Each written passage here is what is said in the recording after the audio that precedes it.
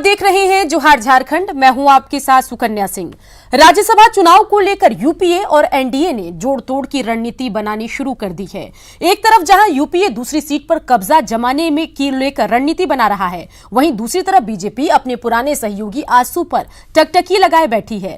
राज्यसभा की एक seat UPA के खाते में जाना तय है, इसके पास पर्याप्त आंकड़े हैं। वहीं दूसरी सीट के लिए ना तो एनडीए और न ही यूपीए के पास आंकड़े हैं। यूपीए ने पहली सीट के लिए शिबू सोरेन को अपना उम्मीदवार घोषित किया है, साथ ही दूसरी सीट पर प्रत्याशी देने की घोषणा कर दी है। इस पर कांग्रेस की ओर से प्रत्याशी उतारा जा सकता है। जहां तक एनडीए का सवाल है तो आजसू बीजेपी की नैया आसानी से पार करा सकती है। आजसू के पास 2 विधायक हैं।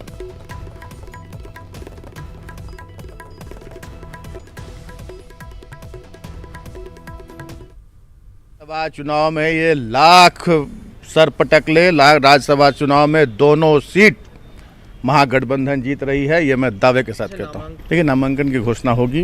अब कल संभावना है कि हम 11 तारीख को माननीय गुरुजी नामांकन करेंगे। सत्ता पक्ष मुंगेरी लाल के हसीन सपने देखेगा तो हम क्या कर सकते हैं। अब उनको सपने देखने दीजिए, समय का इंतजार कीजिए और उनको समय पर सब चीज़ों से रूबरू हो जाएगा। वर्तमान राजनीतिक स्थिति के अनुसार बीजेपी के पास बाबूलाल मरांडी को लेकर 26 विधायक हैं। जीत के जादुई आंकड़े से बीजेपी एक कदम दूर है। अगर आजसू का साथ मिल जाता है तो बीजेपी प्रत्याशी की जीत की राह आसान हो जाएगी, लेकिन आजसू ने अपने पत्ते अभी नहीं खोले हैं। वहीं दूसरी सीट की अगर हम बात करें तो उस पर यूपीए की नजर है। क्रॉस वोटिंग और विधायकों की अनुपस्थिति पर टिकी हुई है। मुकदमा दर्ज होने की वजह से बीजेपी विधायक ढुल्लू महतो विधानसभा नहीं आ रहे हैं। अगर चुनाव तक यही स्थिति बनी रही तो इसका फायदा यूपीए को मिल सकता है।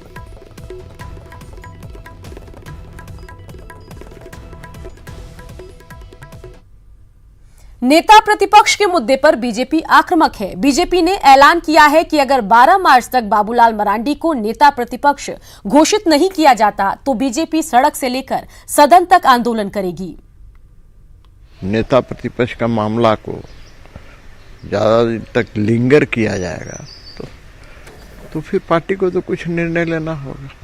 हाथ पर हाथ धर के बैठे रहने से भी कुछ नहीं होगा। तो यही निर्णय है कि 12 तारीख को देखा जाएगा कि क्या स्थिति होती है। उसके बाद आगे आंदोलन की रूपरेखा तैयार होगी और आंदोलन होंगे।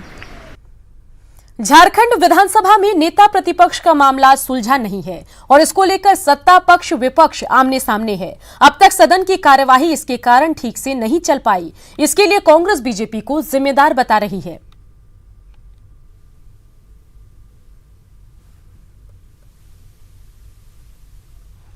झारखंड प्रदेश बीजेपी की नई कार्य समिति की घोषणा जल्द होगी। दीपक प्रकाश के नेतृत्व में बन रही बीजेपी की नई टीम में किसको जगह मिलेगी, इसको लेकर पार्टी के अंदर मंथन का दौर जारी है। होली के बाद प्रदेश बीजेपी की नई टीम का ऐलान संभव है।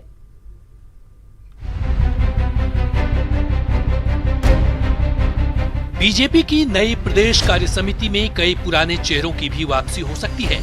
नई कमेटी में प्रदेश उपाध्यक्ष, प्रदेश महामंत्री, प्रशिक्षण प्रमुख, कार्यालय प्रभारी, संगठन मंत्री के अलावे प्रदेश महामंत्री, मीडिया प्रभारी के साथ साथ प्रदेश प्रवक्ता, प्रदेश मंत्री और प्रदेश कार्य समिति के सदस्य होंगे। इसके अलावे आमंत्रित सदस्य के रूप में कई बड़े नेताओं को जगह मिल सकती है। इस दृष्टि से पार्टी ने टाइम लाइन तय किया है और उसके अनुरूप काम हो रहा है। तो मुझे लगता है कि इस महीने में हम ये मान के हमको चलना चाहिए कि हम अपनी जो संगठनात्मक प्रक्रिया है उसको संपन्न करने में सफल होंगे। झारखंड बीजेपी की नई टीम में नए पुराने चेहरों के साथ साथ जेवीएम के नेताओं को भी समावेश किया जाएगा। मंडल से लेकर प्रदेश स्तर तक नए सिरे से पार्टी के अंदर मंथन चल रहा है। भारतीय जनता पार्टी की ये जो विशेषता रही है कि कार्यकर्ता ही पदाधिकारी बनता है और उसको इस बार भी केंद्रीय नेतृत्व ने आगे बढ़ाया है। तो भारतीय जनता पार्टी का भविष्य आने वाले दिनों में राजनीतिक रूप से बहुत ही मैं समझता हूँ श्रेष्ठकर होगा।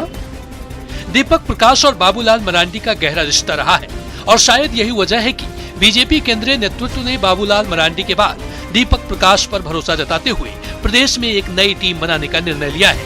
माना जा रहा है कि 20 मार्च तक नई प्रदेश कार्य समिति की घोषणा हो सकती है। भुवन किशोर झा, न्यूज 18 रांची। विधानसभा चुनाव में बीजेपी से बागी होकर रघुवर दास के खिलाफ चुनाव लड़ने वाले सरयू राय ने बिहार के मुख्यमंत्री नीतीश कुमार से मुलाकात कर उनका आभार जताया। पटना में सीएम नीतीश के आवास पर पहुंचे सरयू राय ने विधानसभा चुनाव में जेडीयू के समर्थन के लिए राष्ट्रीय अध्यक्ष को धन्यवाद दिया।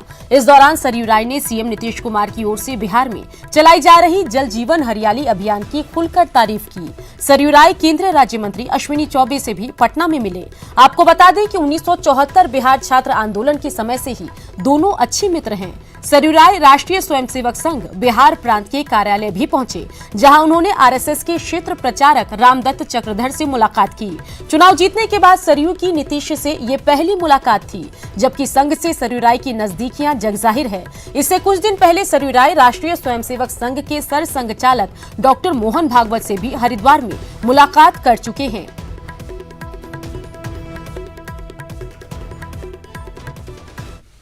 झारखंड की 150 कंपनियों और प्रतिष्ठानों द्वारा पीएफ घोटाला करने का मामला प्रकाश में आया है। इसके तहत कंपनियां बेरोजगारों को रोजगार देने के नाम पर सरकार से पीएफ की हिस्सेदारी डकार गई है। इन कंपनियों ने बेरोजगारों की जगह दूसरी जगह कार्यरत लोगों को अपने यहां नौकरी दी और इसे उनकी पहली नौकरी बता दी। प्रधानमंत्री रोजगार प्रोत्साहन योजना के तहत प्रदेश में बड़े पैमाने पर ऐसी अनियमितता हुई। ईपीएफओ की जांच में इस खेल का खुलासा हुआ। झारखंड के भविष्य निधि आयुक्ताल की ओर से ऐसी कंपनियों को नोटिस दिया गया। इन्हें राशि वापस करने के लिए 1 महीने की मियाद दी गई है। वहीं इस मामले को लेकर सियासत भी शुरू है। बीजेपी ने ऐसी कंपनियों पर कार्रवाई की मांग की। वहीं कांग्रेस पुरानी सरकार पर आरोप लगा रही है। कंपनियों की विस्तार से जांच नहीं होगी तो वहाँ काम करने वाले कर्मचारियों के स्थिति के बारे में भी जानना संभव नहीं है। आखिर कंपनियां इतना मालामाल क्यों हो जाती हैं? कहीं ना कहीं चूना लगाने का काम करते हैं। खास करके कर्मचारियों के साथ, उनके पीएफ के साथ खिलवाड़ होती है। तो सरकार का यह दायित्व बनता है कि अपने कर्मचारियों के हितों का संरक्षण करे। ये नोटिस में आया है, माननीय वित्त मंत्री रामेश्वर उरांव जी के भी नोटिस में आया है। कल जब हम लोग बोकारो कार्यक्रम के लौट तो चर्चा हुई थी। ये एक बहुत बड़ा जो है वो घोटाला है, एक तरह से आप कह सकते हैं, और एक व्यापक तरीके से हजारों करोड़ रुपए जिससे न जाने विकास के कितने काम हुए रहते, इन निजी कंपनियों ने राज्य की राजस्व पर एक बड़ा हमला किया। कृषि विभाग ने वित्तीय वर्ष 2019-20 में शुरू हुई मुख्यमंत्री आशीर्वाद योजना बंद कर दी है। इसके साथ साथ किसानों को स्मार्ट मोबाइल देने की योजना भी बंद कर दी जाएगी। फसल बीमा भी बंद हो जाएगी। किसानों को इंटरेस्ट सबवेंशन स्कीम का लाभ भी नहीं मिल पाएगा। 2020-21 के बजट में हेमंत सोरेन की सरकार ने रघुवर दास सरकार में चालू की गई कई योजनाओं को छोड़ दिया है। पूर्व में चल रही कई योजनाओं की राशि में भारी कटौती की है। हेमंत सरकार इसके स्थान पर 2 नई योजना शुरू करने जा रही है। ये योजना किसानों के कर्ज माफी के लिए लाई गई है। सरकार ने इसके लिए पहले चरण में 2000 करोड़ रुपए का प्रावधान किया। वहीं फसल बीमा बंद कर 100 करोड़ रुपए का किसान सहायता कोष बनाया है। मुख्यमंत्री कृषि आशीर्वाद योजना और कृषि फसल बीमा योजना पर लग रहे ग्रहण पर सियासत तेज हो गई है। बीजेपी ने सरकार पर निशाना साधा तो कांग्रेस ने सरकार का बचाव किया और कहा कि सरकार किसानों को और सहूलियत देने जा रही है। वहीं जेएमएम ने तो योजना को चुनावी हथकंडा बताया।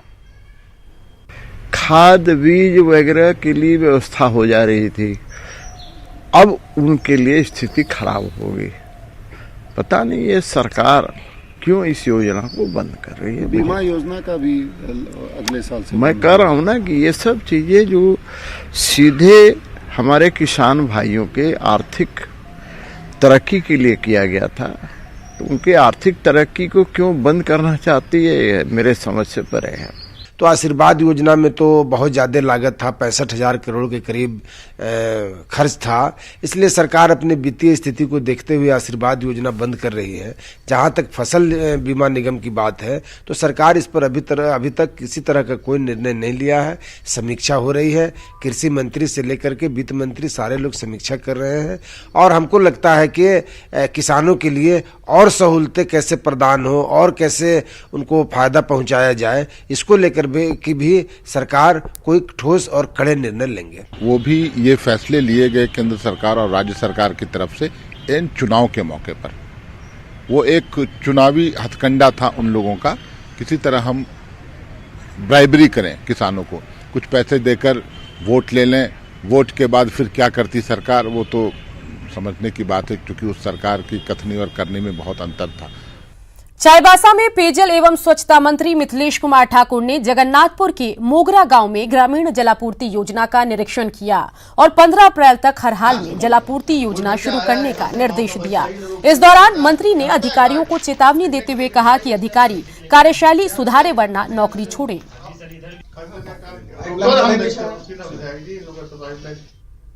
बोकारो के कसमार प्रखंड के रहने वाले भूखल घासी की मौत को बीजेपी ने भूख से हुई मौत बताया है और इसे महागठबंधन सरकार की नाकामी करार दिया। इस मामले में विधायक विरंची नारायण के नेतृत्व में एक प्रतिनिधि मंडल का बीजेपी प्रदेश अध्यक्ष दीपक प्रकाश ने गठन किया। ये प्रतिनिधि मंडल पीड़ित परिवार से मुलाकात करेगा और पूरी रिपोर्ट प्रदेश नेतृत्व को सौंपेगा। बीजेपी प्रदेश अध्यक्ष ने इसकी जानकारी देते हुए कहा कि हेमंत सरकार ट्विटर सरकार है और इसे राज्य की गरीब जनता के हितों से कोई लेना देना नहीं है। एक गरीब अनुसूचित जाति का जिसका नाम भूखल घासी है, उसकी मौत भूख के कारण हुई है और ये सरकार एक ऐसी सरकार है जिसको किसी प्रकार के आम गरीबों की चिंता नहीं है। आम लोगों को दाने कैसे उपलब्ध हो, राशन की व्यवस्था कैसी हो, पब्लिक डिस्ट्रीब्यूशन सिस्टम कैसे ठीक हो, इसके बारे में कोई चिंता नहीं है। सिर्फ और सिर्फ ट्विटर की ये सरकार है। सीएम हेमंत सोरेन ट्विटर पर काफी सक्रिय हैं और लगातार ट्वीट कर मजबूरों का दुख दर्द दूर करने के निर्देश प्रशासन को दे रहे हैं।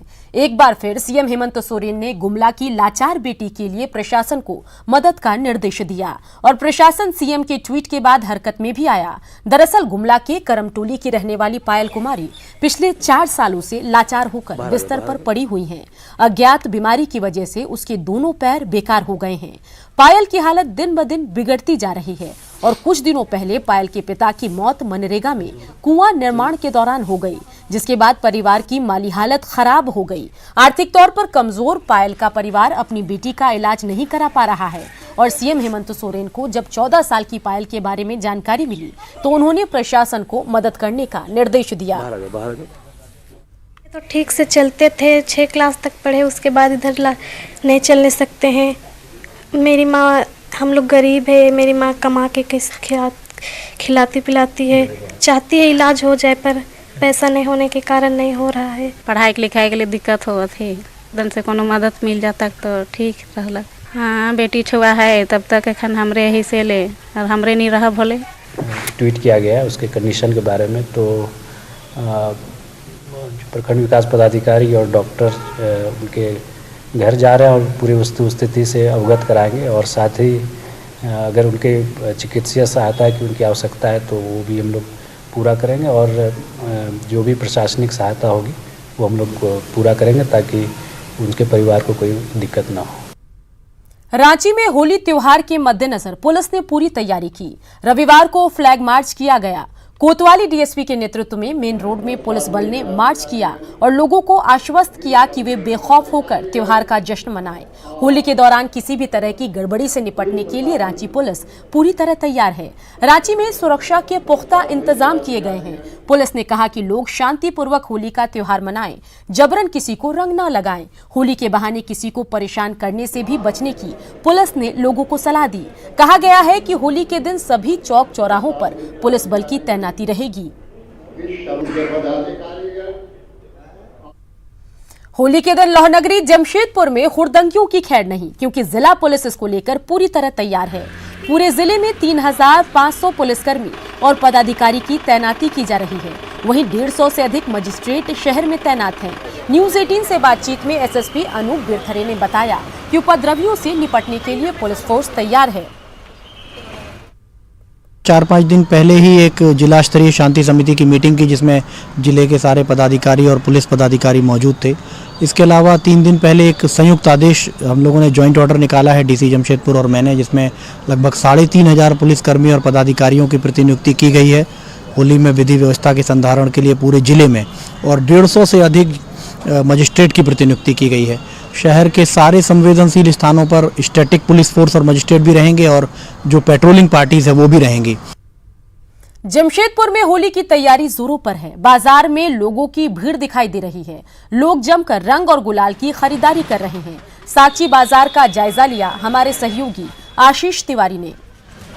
लौह नगरी जमशेदपुर शहर में होली जो है वो धूमधाम से मनाई जाती है और मैं आपको साक्षी बाजार का नज़ारा दिखाना चाहूँगा। आप देख सकते हैं कि ये साक्षी बाजार है और आप देख सकते हैं किस तरह लाइन से सभी होली मार्केट के नाम से ये जाना जाता है, और ये साक्षी मार्केट में होली मार्केट से लाइन से दर्जनों दुकानें लगती है होली की, और देख सकते हैं कि किस तरह लोगों का हुजूम उमड़ा हुआ है, होली की खरीदारी कर रहे हैं। छोटे बच्चे हो या बड़े हो, साल भर लोगों को होली का इंतज़ार रहता है और जमशेदपुर शहर में 1 माह पहले से ही होली का रंग देखने को मिलता है, क्योंकि तरह तरह के लोग, तरह तरह के समाज जो है वो होली मिलन समारोह मनाते हैं और रंग एक दूसरे को लगाकर होली की बधाई देते हैं। काफ़ी धूमधाम से जमशेदपुर शहर में होली मनाया जाता है। उससे तो सभी लोग देख के डर रहे हैं, बोल रहे कि वो कहीं चाइना का कोई आइटम तो नहीं है ना। तो हम लोग जो भी आइटम इस बार लाए हैं सारे इंडियन आइटम है। हम और लोगों से भी बात करेंगे। मैडम, क्या की खरीदारी कर रहे हैं? ये अबीर ले रही हूँ और पिचकारी लूँगी। कितना मिला रहता है? बहुत ज़्यादा एक्साइटेड रहता है। कैसा है मार्केट? अभी तो जस्ट लेने आई हूँ, अभी फिलहाल लेने के बाद पता चलेगा। फेस्टिवल की तैयारी कर रहे हैं, शॉपिंग कर रहे हैं, बच्चे के लिए कपड़े खरीद रहे हैं, अपने लिए ले रहे हैं, गुलाल और ये सब पिचकारी वगैरह से हम लोग शॉपिंग कर रहे हैं। कम होली खेलने के लिए, पानी का कम इस्तेमाल करने के लिए, हर बार की तरह हम लोग ज़्यादा देर तक होली भी नहीं खेल पाएंगे इस बार, और हमें सारे नेचुरल कलर्स का इस्तेमाल करना है। 10 तारीख को लोग जो है अपने एक परिवार के साथ एक दूसरे को रंग लगाकर होली की बधाई देंगे, और बाज़ार में जहां तक देखा जाए तो महंगाई है, मगर महंगाई पर होली का उत्साह जो है वो भारी पड़ता दिख रहा है। न्यूज़ 18 के लिए जमशेदपुर से आशीष कुमार तिवारी। देवघर में आज सुबह सुबह गोलीबारी की खबर से हड़कंप मच गया। राज बागीचा के रहने वाले कामेश्वर सिंह आज सुबह जब मॉर्निंग वॉक पर निकले तभी 2 युवकों ने उन पर फायरिंग की। हालांकि फायरिंग में वो बाल बाल बच गए, लेकिन गोलीबारी की इस खबर से इलाके में हड़कंप मचा हुआ है।